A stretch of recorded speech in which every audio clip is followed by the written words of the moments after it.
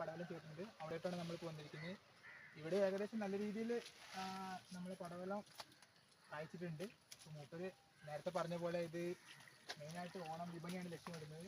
അപ്പോൾ അതിനുള്ള മാർക്കറ്റിങ്ങും മൂപ്പര് നോക്കുന്നുണ്ട്. നമ്മൾ VHCK സ്വാശ്രയ കർഷക സമിതി വഴി ഏകദേശം കുറച്ചൊക്കെ എടുത്തിട്ടുണ്ട്.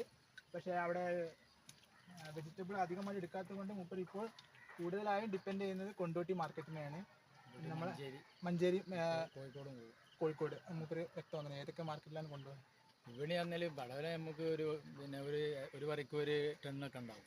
അപ്പോൾ ഇവിടെ കൊണ്ടോട്ടിയിൽ കൊടുക്കും, പിന്നെ മഞ്ചേരി, പിന്നെ കോഴിക്കോട്, അങ്ങനെ ഒരു 4-5 മാർക്കറ്റുകളിൽ കൊടുക്കും. അല്ലാതെ ഒരു മാർക്കറ്റൊന്നും ആശ്രയിച്ചിട്ട് കാര്യമില്ല. പിന്നെ പറയാനുള്ളത് സർക്കാർ ഇതിന് കർഷകർക്ക് വേണ്ടിയിട്ട് വിപണി കണ്ടെത്തണം. അതാണ് എനിക്ക് പറയാനുള്ളത്.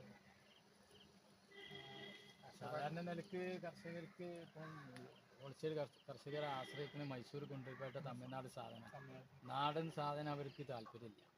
നമ്മളെ നാട്ടിൽ കർഷകരെ പോലെ നിരുത്സാഹപ്പെടുത്തുകയാണ് ചെയ്യുന്നത്. അപ്പം സർക്കാർ അതിന് വേണ്ടിയിട്ട് നല്ലൊരു തീരുമാനം കൈക്കൊള്ളണമെന്നാണ്. അതായത് നമ്മുടെ നാടൻ ഉൽപ്പന്നങ്ങൾ കൂടുതലായിട്ട് വിപണിയിൽ വിറ്റഴിക്കാൻ വേണ്ടിയുള്ള പ്രോത്സാഹനം നൽകുമ്പോൾ ഇത് പിന്നെ അഷ്റഫാക്കൻ്റെ കൃഷിയിടത്തിലാണ് ഇപ്പോൾ നമ്മളുള്ളത്. ഓണവിപണി ലക്ഷ്യമാക്കിയിട്ട് കുറേ പടവലം ചെയ്യുന്നുണ്ട്. 1-2 ഏക്കറിൽ ചെയ്യുന്നുണ്ട്. അപ്പോൾ അവിടെയാണ് ഇപ്പോൾ ഉള്ളത് ഞാനും സാറും. പിന്നെ അപ്പോൾ കാക്കനോട് ചോദിക്കാം എന്തൊക്കെ കൃഷി രീതികളും എങ്ങനെ പെസ്റ്റിനൊക്കെ എങ്ങനെ കൺട്രോൾ ചെയ്യുന്നതും ഒക്കെ ചോദിച്ചറിയാം.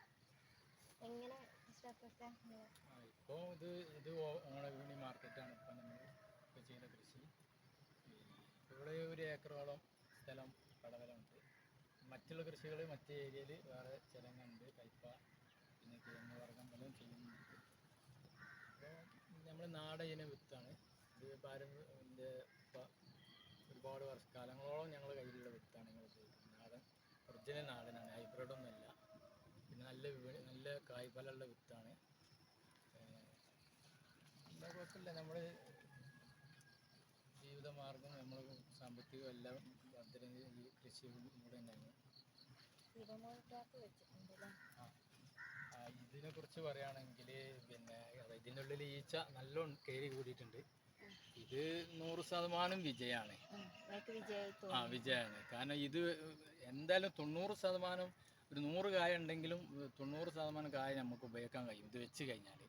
ഇതില്ലാഞ്ഞാൽ ഒരു 100 കായയിൽ 50 കായ കുത്തിപ്പോകും. ഇത് വളരെയധികം വിജയകരമാണ്. ഞാൻ ഇതിന് മുന്നേ ഞാനിപ്പോൾ ഒന്നുമില്ല, 2 വർഷം മുന്നേ ഇത് പരീക്ഷണം നടത്തിയാണ്. അതുകൊണ്ട് എനിക്ക് ഇതിൻ്റെ പിന്നെ വളരെ ആദ്യം ഫലപ്രദമാണെന്നുള്ളത്. അതുകൊണ്ടാണ് ഞാനിത് ഫുള്ള് കൺട്രോൾ ചെയ്ത് ഇതിലിപ്പോൾ ഒരു 8-10 ട്രാപ്പ് ഇതിൽ വെച്ചിട്ടുണ്ട്. ഇതിൻ്റെ ഉള്ളിലൊക്കെ ഈച്ച കയറിയിട്ടുണ്ട്. ഹലോ, നമസ്കാരം. ഞാൻ അഷ്റഫ് കാരി. എൻ്റെ പടവലം തോട്ടാണ്.